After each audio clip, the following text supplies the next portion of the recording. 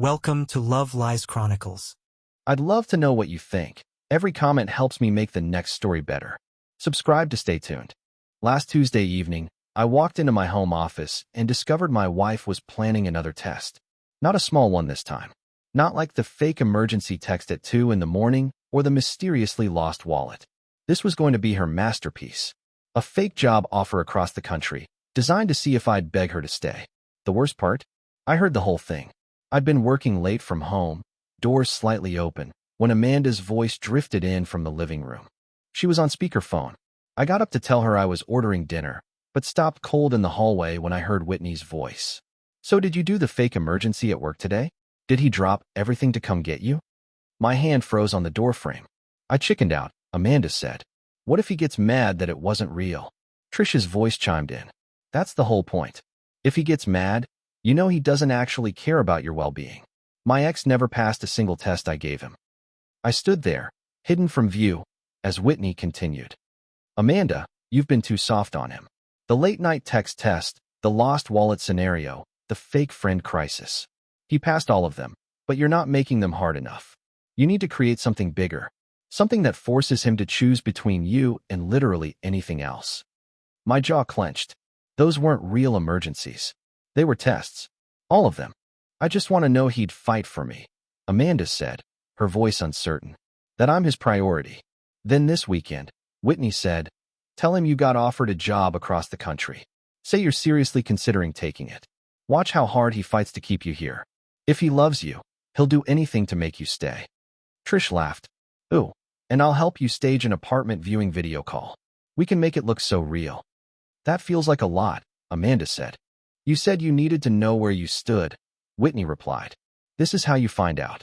Besides, once he proves himself, you can tell him it fell through. He'll be so relieved, he'll probably plan something romantic. I quietly backed away from the hallway and returned to my office. My hands gripped the edge of my desk. For years of marriage, and I'd been taking tests I didn't even know existed. The late-night emergency last month. I'd raced home at 2 in the morning, terrified something had happened.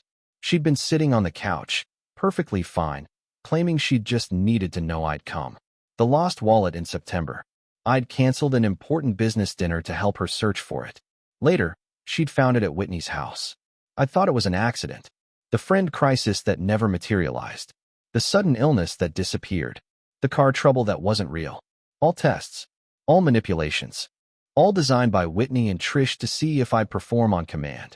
I pulled out my phone and started researching Seattle rental apartments.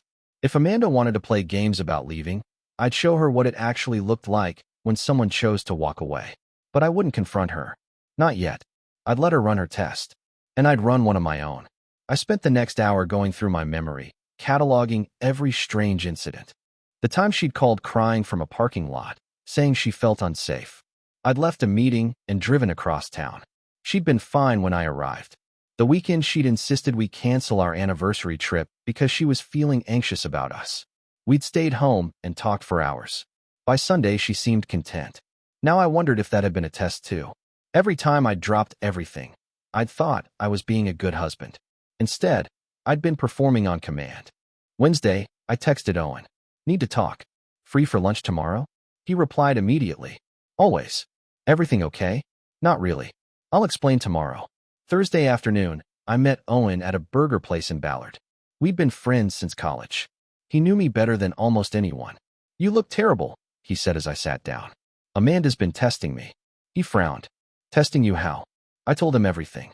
The overheard conversation, the pattern of fake emergencies, the upcoming Boston scheme. He listened without interrupting. Greg, that's insane. I know. What are you going to do? I'm going to let her do it. The whole Boston thing. I'm going to support her fake job offer and watch her panic when I won't beg. Owen leaned back. That's cold. Is it? She spent a year lying to me. Maybe it's time she learned what happens when the test doesn't go her way. And then what? Then we split up. I can't be married to someone who treats our relationship like an experiment. Owen was quiet for a moment. Rachel's going to be devastated. She loves Amanda. Rachel doesn't know the real Amanda. He nodded slowly. Well, I'm here for you. Whatever you need. I might take you up on that.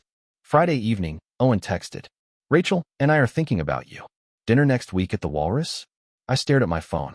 A week from now, Amanda would be in crisis mode. Dinner with witnesses might be exactly what I needed. Sounds perfect, I replied. Saturday morning arrived right on schedule. I was in the kitchen reading news on my tablet when Amanda appeared.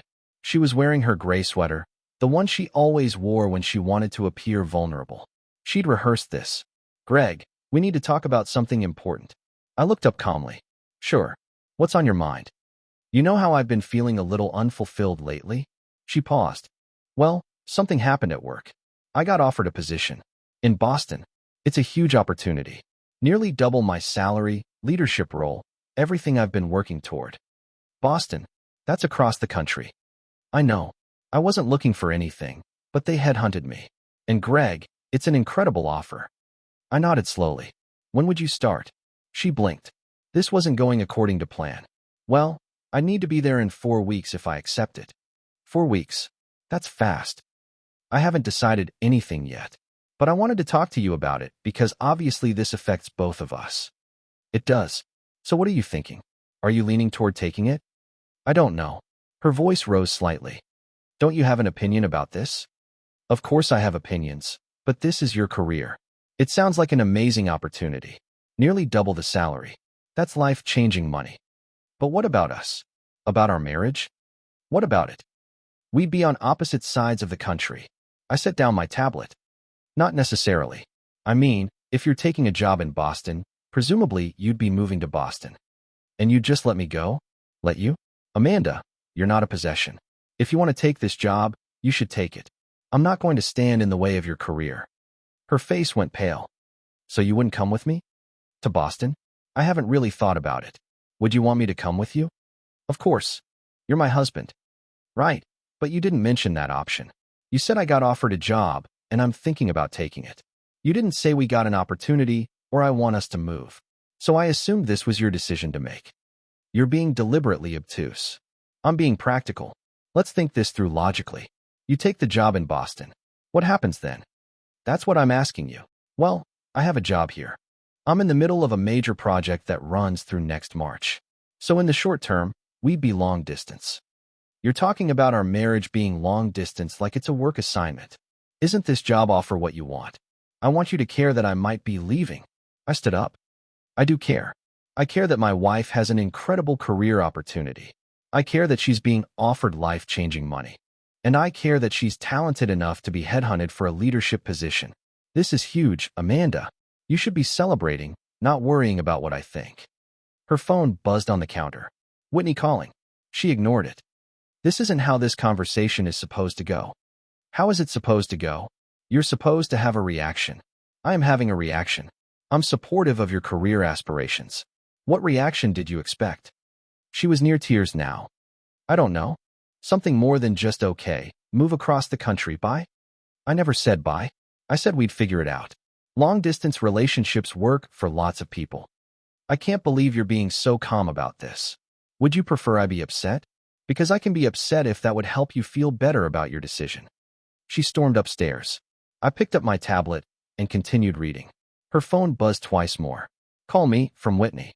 How's it going, from Trish? That afternoon, Amanda staged her apartment viewing. She sat in the living room on FaceTime with what was supposedly a Boston landlord. Actually, Trish in her bathroom with filters on. I walked by, waved at the screen. That place looks nice. Good natural light. Is it near the T? Amanda stared at me. On screen, Trish nearly broke character. I offered some practical advice about Boston neighborhoods and asked if she needed help researching moving companies. Then I went back to my office. 20 minutes later, Amanda appeared in my doorway. Don't you even care that I'm looking at apartments without you? You're gathering information to make an informed decision. That's smart. When do you need to give them an answer on the job? 2 weeks. Then you should probably look at a few more places so you have options. Want me to help you research Boston neighborhoods tonight? She had no response. Her phone buzzed repeatedly in her hand. Sunday morning, we took our usual walk through Volunteer Park. Amanda tried a different approach. Whitney says this could be a chance for me to really figure out who I am without distractions. Distractions? You know, just having time to focus on myself. That makes sense. It's hard to focus on yourself when you're in a relationship. Boston could be good for that. So you think I should go? I think you should do what makes you happy. Are you happy in Seattle? That's not the point. It seems like exactly the point. If you're not happy here, then Boston offers you a chance to be happy somewhere else. She stopped walking. Why are you making this so easy? Would you rather I make it difficult? We continued in silence for a while. Then I said, I've been thinking. If you do take the job, we should probably talk about what that means for us long term. She looked hopeful. What do you mean? Well, you said yourself that this is a chance to focus on yourself. Maybe we should consider whether a long-distance marriage is fair to either of us. Are you saying you want a divorce? I'm saying if you're moving across the country to figure out who you are without distractions, then maybe what you're really saying is you need to be single. That's not what I said. Isn't it though? You're talking about starting fresh, focusing on yourself, new beginnings. Those are all things single people say. Her phone buzzed. She ignored it, too panicked to check. Monday evening, Whitney and Trish showed up unannounced. Amanda had clearly called for backup. I greeted them pleasantly, offered them wine. So Amanda told us about the Boston opportunity, Whitney said casually. Big news. It really is. I'm proud of her. This job sounds perfect for her skill set. Trish jumped in. But you guys just bought this house 2 years ago. True. Real estate market is good right now though. We shouldn't have trouble selling if it comes to that. Whitney exchanged a glance with Amanda. You'd sell your house? If Amanda's taking a job in Boston, she can't exactly commute from Seattle. Houses are just buildings. You can live anywhere. Amanda stood abruptly. Greg, can I talk to you in the kitchen? In the kitchen, she hissed. Why are you talking about selling our house? Because if you're moving to Boston, one of us needs to sell it. Unless you want to keep paying half a mortgage on a house you don't live in? You're supposed to be trying to convince me to stay. Why would I do that? Because you're my husband. Exactly. As your husband, I should support your career goals, not hold you back out of selfishness. Isn't that what you'd want from me? She had no answer. We returned to the living room. Whitney and Trish left shortly after, shooting Amanda worried looks. Tuesday evening, exactly 1 week after I'd overheard the original conversation, I was in my office when I heard Amanda on the phone in the bedroom. He's supposed to be panicking by now. Whitney's voice carried through the wall. This was foolproof. I don't know what to do. Amanda was crying. He's acting like he wants me to leave. Then escalate it. Tell him you've accepted the job. Force his hand. What if he says congratulations and helps me pack? Trish's voice in the background. He won't. No man lets his wife actually leave without a fight. Tell him tomorrow. Make it real. He'll crack. I didn't confront her, but I did start packing some of my belongings into boxes in the garage. Not everything. Just enough to look like I was preparing for something. Tuesday night, I couldn't sleep. I lay in bed next to Amanda, listening to her breathe. She was restless, tossing and turning. At one point, she got up and went to the bathroom. I heard her crying softly behind the closed door. Part of me wanted to get up, knock on the door, ask what was wrong. The old me would have. The husband who thought every crisis was real would have rushed to comfort her. But I knew better now. This was probably part of the performance, setting the stage for tomorrow's big reveal. I stayed in bed and stared at the ceiling until she came back. Wednesday morning, I woke to find her side of the bed empty. I heard movement in the kitchen. When I went downstairs, she was making pancakes. My favorite breakfast. Morning, she said brightly. Too brightly. Morning. I thought we could have a nice breakfast before you start work. Another setup. Another test. Make him feel loved right before dropping the bomb. Classic manipulation technique. Sounds great, I said. We ate in silence. She kept glancing at me, opening her mouth like she wanted to say something, then closing it again. Her phone buzzed twice. She ignored it both times. Wednesday evening arrived. Amanda found me in the kitchen making dinner. I need to tell you something. Her voice was rehearsed. I accepted the position in Boston. I start in 3 weeks. I paused, setting down my knife. 3 weeks. That's earlier than the 4 weeks you mentioned. They needed an answer, so I gave them one. Okay. Okay. That's it. Just okay? What else would you like me to say? I just told you I'm moving across the country in 3 weeks. And I told you I thought you should take the job if it was right for you. Apparently it is. Don't you want to know if I want you to come with me? I turned to face her. Do you want me to come with you? Yes, obviously. But you accepted the job without discussing that with me first. I thought you'd just assume you'd come. Amanda, I can't leave my job on 3 weeks' notice. I'm the lead on a critical project. It would be completely unprofessional. So your job is more important than our marriage? You just proved your job is more important than our marriage by accepting a position across the country without a real conversation with me about us moving together. We've been talking about this for days. No, you've been talking about your job, your opportunity, your decision. Not once have you asked me if I want to move to Boston. Not once have you asked what I want. She was crying now. What do you want? I want to be with someone who doesn't make major life decisions without me. But apparently that's not what this marriage is. So you're saying you want a divorce? I'm saying you just accepted a job that requires you to move 3,000 miles away in 3 weeks, and you didn't actually discuss it with me as a partner. What does that tell you about what you want? She fled to the bedroom. Her phone started buzzing immediately. Thursday morning, Amanda looked like she hadn't slept. She came downstairs while I was making coffee. I've been thinking. Maybe I was too hasty. I can probably call them and say I need more time to decide. You already accepted.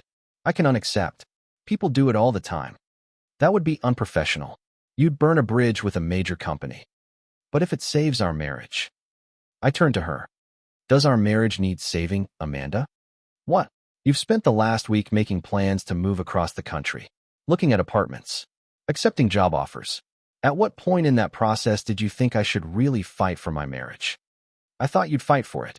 Why would I fight for something you're actively running away from? I'm not running away. Then what are you doing? She couldn't answer. Here's what I think, I said. I think you've been testing me. Again. She froze. What? The late-night emergency text that wasn't real. The lost wallet that you'd actually left at Whitney's house on purpose. The friend crisis that turned out to be nothing. And now this. A fake job offer in Boston to see if I'd beg you to stay. All color drained from her face. How did you? Because I'm not stupid, Amanda. And this time, I decided to give you a real test. Want to know how you did? That evening, I waited for her in the living room. When she finally came downstairs, I was ready. I heard you. Last Tuesday. On speakerphone with Whitney and Trish. She grabbed the doorframe for support. Every word. The planning, the bigger test, the fake apartment viewing, all of it. I heard Whitney tell you to make me choose between you and anything else. I heard Trish offer to help stage the video call. I heard all of it. You knew? It came out as a whisper. This whole time you knew. I knew. And I decided to let you run your test. But here's the thing, Amanda. I ran one too. She sat down heavily on the couch. What test? I tested whether you actually wanted to be married to me, or whether you just wanted to be married to the drama of testing me. You failed spectacularly. I remained standing, calm but firm. For 7 days, I watched you commit to a lie. You looked at fake apartments. You cried fake tears. You accepted a fake job, all to manipulate me into performing for you. But here's what you didn't realize. Every test you ran told me something about you, not about me. When you texted me that fake emergency at 2 in the morning last month, I dropped everything and raced home. You tested me. I passed. But you failed. Because you showed me you'd rather manipulate me than trust me. When you lost your wallet and needed me to cancel my business dinner to come help you, I did it without complaint. You tested me. I passed. But you failed. Because you showed me you'd rather create crises than communicate. And this week, when you created an entire fake job offer to see if I'd fight for you, you tested me again. And yes, Amanda, I passed this one too. But not the way you expected. Because I fought for something much more important than your validation. I fought for my self-respect. I don't know when you became the kind of person who treats her marriage like a reality show, but I know I can't be married to that person anymore. She was sobbing. I just wanted to know you loved me. You wanted proof. Over and over again. Like my showing up every single day wasn't enough. Like building a life with you wasn't enough. Like choosing you every morning for 4 years wasn't enough. You needed me to dance, to beg, to prove myself constantly. That's not love, Amanda. That's control. Whitney said. I don't care what Whitney said. Whitney's been divorced twice. Trish is in a relationship so toxic they break up every other month. And you took relationship advice from them instead of talking to your husband. Instead of talking to me. I sat down across from her, leaning forward. Let me ask you some questions. And I want real answers. Was there ever a job offer in Boston? She shook her head. No. Did you ever actually lose your wallet last month? No. Whitney had it. Was your friend's emergency in September real? No. How many tests have there been, Amanda? How many times have you manufactured a crisis to see how I'd react? Her voice was barely audible. I don't know. Maybe 10? Over the last year? 10 manufactured crises. 10 lies. 10 tests. Did I pass them all? Yes. You always showed up. And was it ever enough? She couldn't answer. It was never going to be enough, was it? Because the problem isn't whether I love you. The problem is you don't believe anyone can love you without constantly proving it. That's not something I can fix, Amanda. That's something you have to fix. I'll stop. I promise I'll stop. I'll cut off Whitney and Trish. I'll do whatever you want. That's just another test. You're testing if I'll take you back if you say the right words. But I'm done being tested. What does that mean? It means here's your real test, Amanda. The one I mentioned. Let's see how you handle being single. Friday evening. I kept our dinner reservation at the Walrus and the Carpenter. Amanda and I were supposed to meet Owen and Rachel there. Couples dinner, planned weeks ago. Amanda arrived separately. I'd suggested we drive separately in case she got a call from Boston. She looked terrible. Eyes red, face drawn. Owen and Rachel were already seated when I arrived. They'd been my friends since college. Rachel was the kind of woman Amanda used to admire. Healthy relationship, good communication, no games. We'd just ordered when Whitney and Trish walked into the restaurant. Amanda's eyes went wide. She hadn't told them about tonight. They must have been tracking her location. Whitney approached our table. Amanda, what a coincidence running into you here. I stood up. Actually, Whitney, I'm glad you're both here. Saves me a phone call. Owen looked confused. Greg, what's going on? These are Amanda's friends. Whitney and Trish. They're relationship experts. Trish forced a nervous laugh. We should let you all enjoy your dinner. No, stay. I think everyone should hear this. Whitney, you run a relationship coaching business, right? I provide guidance to women who need. You tell women to test their partners, to create fake emergencies, to lie and manipulate and play mind games. That's your business model. The tables around us started to quiet down. People were listening. Rachel looked at Amanda. What is he talking about? Amanda's been testing me for over a year. Fake emergencies, manufactured crises, all designed by Whitney and Trish here to see if I'd prove my love. The latest was a fake job offer in Boston. Owen's eyes widened. Wait, the Boston thing was fake? Amanda whispered, Greg, please. I looked at Whitney. Tell them. Tell everyone here how your brilliant strategy worked out. Whitney became defensive. We were helping Amanda feel secure in her relationship.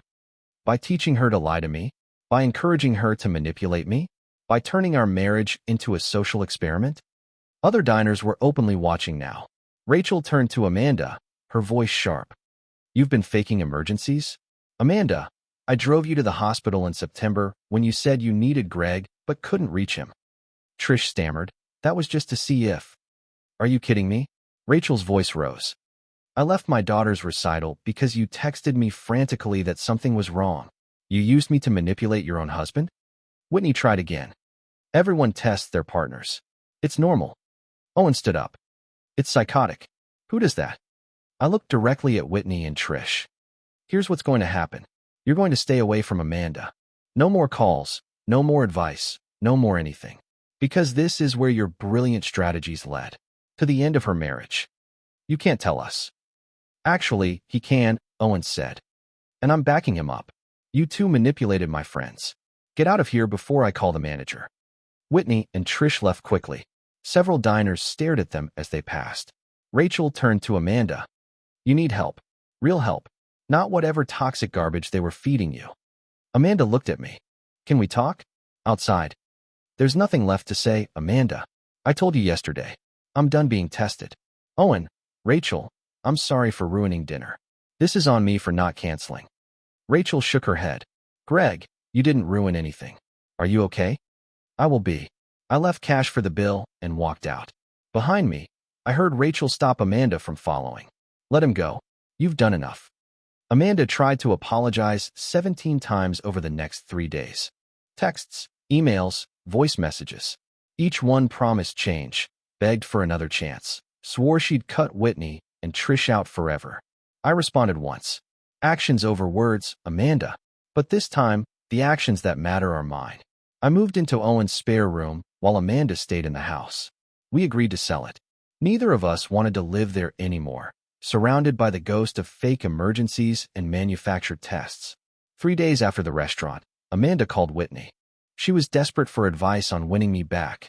Whitney told her to stage one more test. Make me jealous. Amanda tried posting social media photos suggesting she was moving on. I blocked her on all platforms. She showed up at my office. Security escorted her out at my request. A week later, she tried something different. I came back to Owen's place to find her sitting on the front steps. She'd been crying.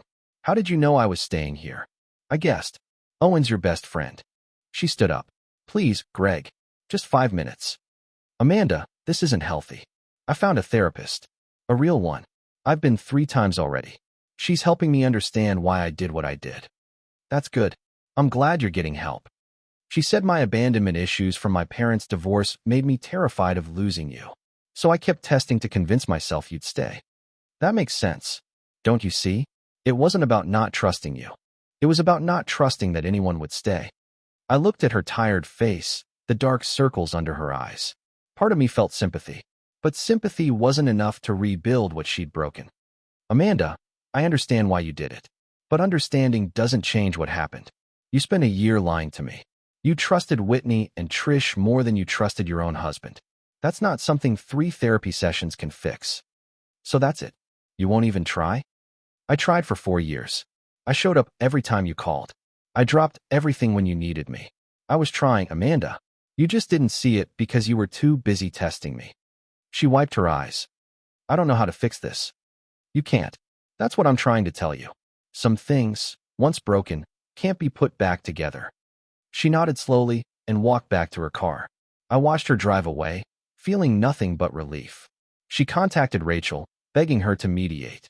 Rachel declined, saying she couldn't trust Amanda anymore. 2 weeks after our separation, Amanda called me crying. She said she understood now and would do anything. I told her, this is the test, Amanda. Learning to exist without needing constant validation. I hope you pass it someday, but I won't be there to grade it. 3 months later, I ran into her at a coffee shop. She looked different, tired but more grounded. She told me she was seeing a therapist regularly. A real one, not Whitney. I know I don't deserve your time, she said, but thank you. For what? For being the only person who ever told me the truth. Everyone else enabled it. You're the only one who loved me enough to walk away. I hope you figure it out, Amanda. I really do. I'm working on it. Real work. No more tests. Good. She hesitated. Did I destroy any chance of us ever? Yeah, you did. But not because you tested me. Because you showed me that you don't trust anyone's love unless they're proving it constantly. I can't live like that. She nodded, tears in her eyes. I understand. She left. I stayed and finished my coffee. My phone buzzed. A text from a woman I'd met at Owen's game night. Rachel had vouched for her. No drama, I promise. I smiled and texted back. The next day, I was at Owen's place helping him fix a fence when my phone rang. Unknown number. I almost didn't answer, but something made me pick up. Greg. A woman's voice I didn't recognize. Yes. This is Jennifer. I'm Amanda's sister. I'd met Jennifer twice. She lived in Portland. She and Amanda weren't close. Hi, Jennifer. Amanda called me last night. She was hysterical. She told me you two are getting divorced. We're separated. The divorce will probably come later. She said you won't even talk to her. That's not true. She talks. I listen. I just don't say what she wants to hear. Jennifer was quiet for a moment. She told me about the tests. That surprised me. She did? Not willingly. I kept asking why you'd left, and eventually it came out. Greg, I'm so sorry. I had no idea she was doing that to you. Neither did I until recently. For what it's worth, our mother did the same thing to our father, constantly testing him. It drove him crazy. They divorced when Amanda was 12. The pieces clicked together. She never told me that. She probably doesn't connect them. But I saw it even then. Mom would create these elaborate scenarios to see if Dad really loved her. Eventually, he couldn't take it anymore. Does Amanda know that's why they split? Mom told us it was because Dad didn't fight for the marriage, that he gave up too easily. Jennifer sighed. I think Amanda learned all the wrong lessons from that divorce. I'm sorry, Jennifer, but I can't be the one to fix this. I know. I just wanted you to know that I understand why you left. And I don't blame you. After we hung up, I sat there staring at my phone. Amanda had been watching her father get tested out of a marriage when she was 12. And instead of learning that testing was toxic, she learned that men who don't fight hard enough don't really love you. That was going to be a long road to unlearn. A road I wouldn't be walking with her. I spent 4 years trying to pass tests I didn't know I was taking. When I finally gave Amanda a test of her own, see how you handle being single, she failed in every way possible. She called the very people who'd helped destroy our marriage. She tried to manipulate me into coming back. She couldn't spend 5 minutes just sitting with herself and her own issues.